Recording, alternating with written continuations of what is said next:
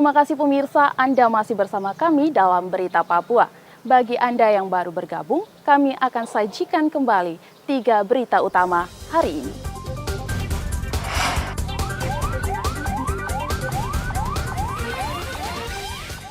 Diduga korsleting listrik, ratusan lapak pedagang pasar Remu Sorong terbakar.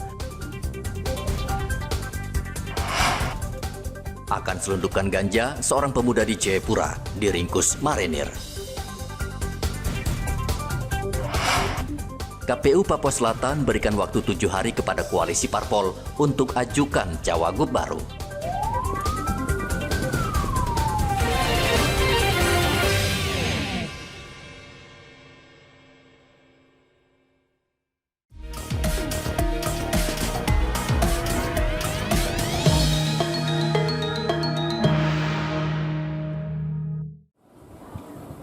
Meninggalnya Petrus Safwan, calon wakil gubernur Papua Selatan nomor urut 1, menyisakan duka bagi para pendukung dan partai politik pengusung. Namun pemilihan gubernur berjalan terus dan waktunya tidak lama lagi. Oleh karena itu partai pengusung akan mencari pengganti Petrus Safwan dan mendaftarkannya ke KPU Provinsi. Sesuai peraturan KPU, selambat-lambatnya 30 hari sebelum pemungutan suara, partai pengusung sudah harus memiliki pengganti. Atau setidaknya 7 hari setelah Petrus Safwan meninggal dunia, partai politik pengusung sudah memiliki nama calon pengganti. Nah, dalam kondisi saat ini atau situasi yang terjadi adalah calon wakil gubernur atas nama Bapak Petrus Safwan meninggal dunia. Ya, sehingga langkah pertama adalah partai harus menyampaikan pemberitahuan kepada KPU dan Bawaslu dengan dilampiri surat keterangan kematian atau akta kematian. Ya. Kalau surat keterangan kematian dari rumah sakit sudah ada, itu berarti sebagai dasar untuk pengurusan akta kematian di Capil, ya. Tapi kalau prosesnya lama bisa menggunakan surat keterangan kematian dari lurah atau kepala desa. Nah, itu yang pertama. Kemudian sesuai dengan regulasi kita juga bahwa ketika ya ada pasangan calon atau salah satu calon dari pasangan calon yang meninggal dunia, itu partai politik atau gabungan partai politik atau dalam hal ini partai pengusung, itu dia dapat mengusulkan calon pengganti paling lambat 30 hari sebelum hari pemungutan suara.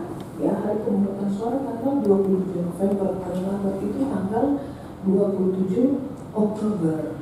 Namun yang kita kejar di sini waktu mepet karena harus ada logistik yang sudah kita siap untuk produksi. Almarhum Petrus Safwan sebagai calon wakil gubernur berpasangan dengan Darius Gepse.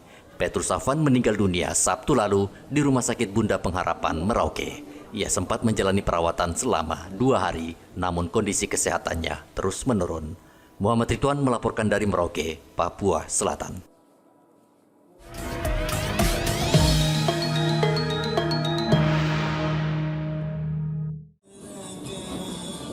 Pelaksanaan Pilkada serentak kurang dari sebulan lagi menuju tanggal 27 November 2024. KPU Provinsi Papua Selatan terus melakukan persiapan, salah satunya persiapan logistik Pilkada. Pendistribusian logistik akan dilakukan dalam 3 tahap. Ketua KPU Papua Selatan Teresia Mahuse mengatakan tahap pertama pengadaan logistik Pilkada berupa bilik suara. Kemudian tahap kedua, pengadaan kotak suara, dan tahap terakhir percetakan surat suara. Sementara untuk tahap 1 dan tahap 2 itu sudah proses produksi. Demikian. Nah, untuk pendistribusian, bukan pendistribusian ya, pengiriman dari penyedia sampai ke kami di Papua Selatan ini menggunakan kapal laut ya. Menggunakan kapal laut dengan estimasi kalau dari Jawa ya, dari Jawa ke kita di selatan, apalagi kita ini adalah pelabuhan terakhir atau destinasi terakhir, tujuan terakhir, itu biasa memakan waktu sampai dengan 21 hari kalau menggunakan ekspedisi kapal laut. Ya, jadi untuk tahap 1 dan tahap kedua sudah proses produksi. Nah, mungkin kami juga dalam waktu dekat akan melakukan monitoring. Dan untuk tahap ketiga ini nanti surat suara ya, surat suara ini juga kita lagi persiapan untuk ganti surat suara ya. Nanti kita akan mengundang calon lagi ya untuk melihat lagi kembali untuk surat suara itu ya, apakah sudah sesuai atau belum sebelum dicetak. Mungkin fotonya, nomor urutnya, dan lain sebagainya, namanya, mungkin ada yang kurang, dan lain sebagainya, sebelum nanti dicetak atau diproduksi. Tahap pertama sudah dilakukan KPU dan logistik saat ini sedang dikirim ke Merauke menggunakan kapal. Muhammad Ridwan melaporkan dari Merauke, Papua Selatan.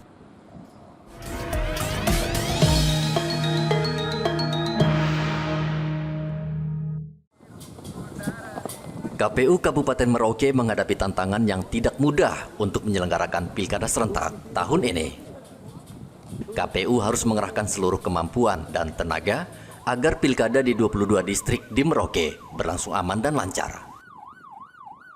Menurut Komisioner KPU Merauke Yanderson Victor, secara umum KPU sudah mempersiapkan petugas yang akan ditempatkan di 400 lebih tempat pemungutan suara. Namun, untuk kawasan terjauh dan terluar, KPU harus bekerja keras karena sulit mendapatkan anggota kelompok penyelenggara pemungutan suara. Cuman untuk daerah-daerah terluar dan terjauh ini, distrik-distrik jauh ini, memang agak kesulitan untuk mencari warga masyarakat yang mempunyai sumber daya yang cukup untuk menjadi anggota KPPS. Jadi begini, untuk daerah distrik terluar terjauh itu kan seperti ya distrik kita tahu di Kimam dan wilayah-wilayah bagian selatan dari Merauke sendiri. Nah, artinya yang menjadi kendala kan menyangkut ketersediaan sumber daya manusia. Kalau memang dari segi honor untuk anggota KPPS ini kan memang sama rata seluruh Indonesia.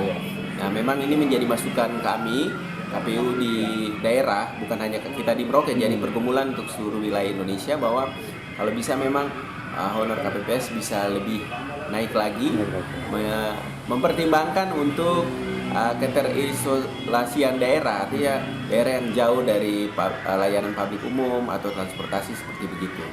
Ya, memang di samping honor, memang ada operasional untuk pelaksanaan untuk pemungutan suara itu seperti untuk sewa tenda ataupun alat meja dan kursi dan papan tulis dan sebagainya itu dipersiapkan. KPU Merauke saat ini tengah berupaya mencari anggota KPPS yang cakap untuk memantau pencoblosan. KPU bisa mencari anggota KPPS yang berpengalaman saat pemilihan presiden dan legislatif pada Februari lalu. Kabupaten Merauke memiliki 435 tempat pemungutan suara yang tersebar di 22 kecamatan. Muhammad Ridwan melaporkan dari Merauke, Papua Selatan.